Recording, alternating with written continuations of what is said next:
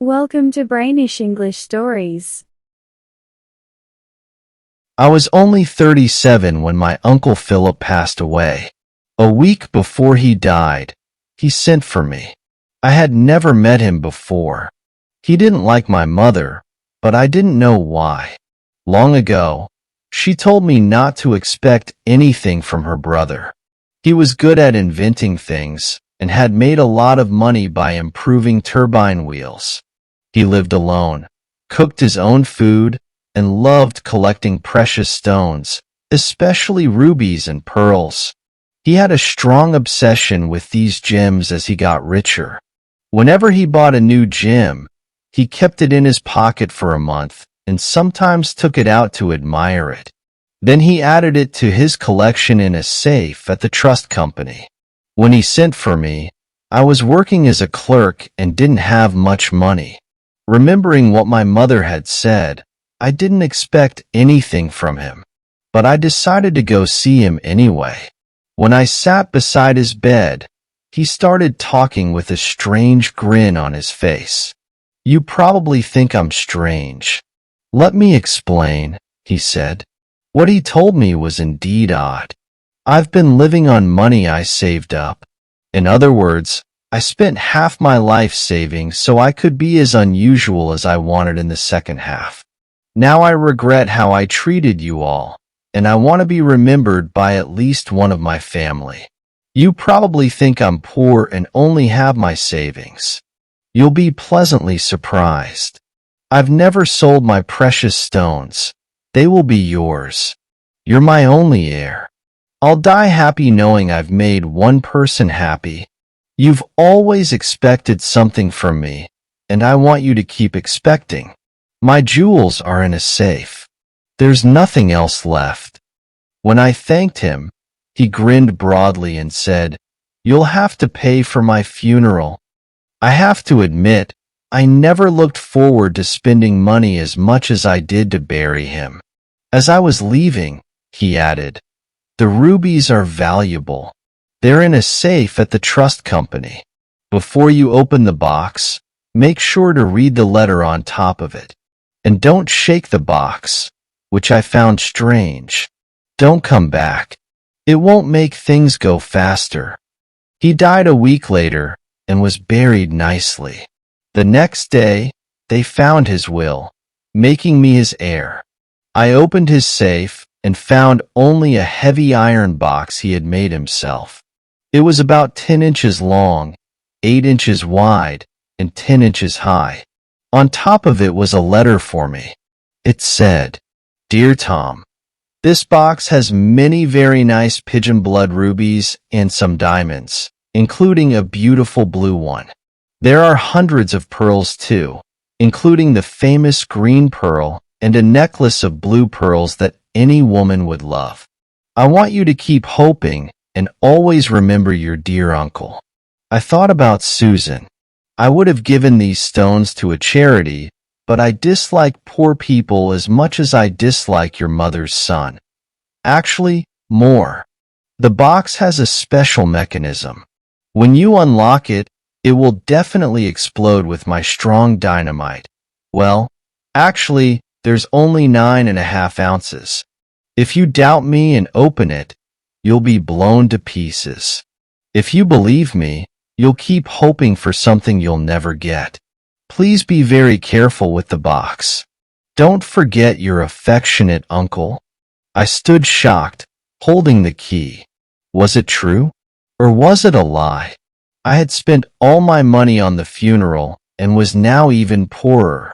Remembering how odd, mean, and clever Uncle Philip was with machines and explosives, I started to believe he was telling the truth in that cruel letter. I took the iron box home, put it carefully in a closet, placed the key on top, and locked the closet. Then I sat down, still hopeful, and tried to think of a way to open the box without getting killed. There had to be a way. After a week of thinking, I realized it might be safer to unlock the box from a distance. I made a plan with wires that seemed like it could work. But then I thought about what would happen if the dynamite blew up and ruin the rubies. I wouldn't get any richer. I spent hours staring at the box and holding the key. Finally, I hung the key on my watch chain. But then I worried it might get lost or stolen. Scared of that, I hid it so no one could use it to open the box.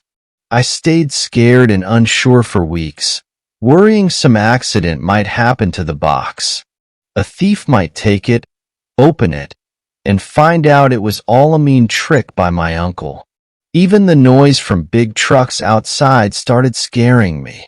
Worst of all, my salary got cut, and I knew I couldn't get married.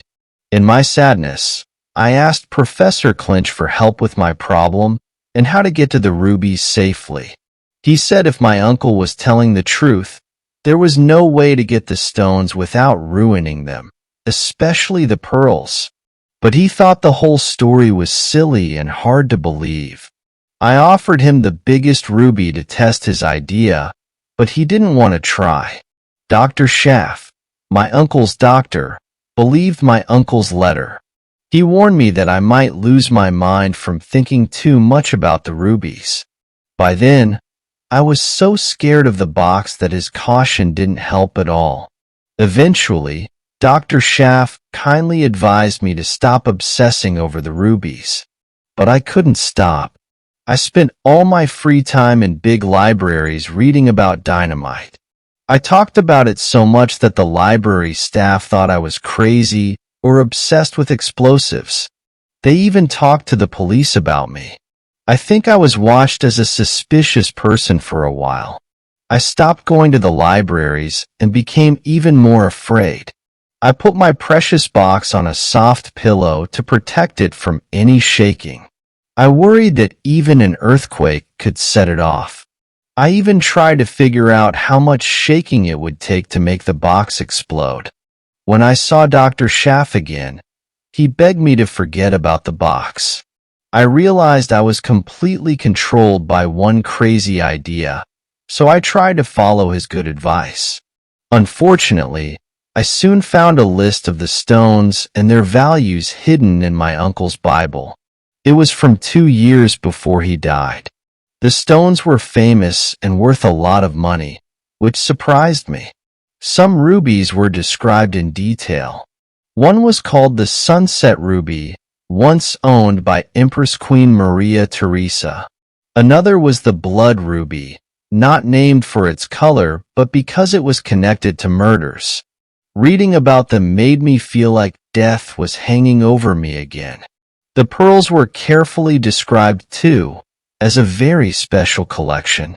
My uncle had written detailed stories about 2 of them, almost like biographies. One black pearl was called She in an old document, which seemed strange to me.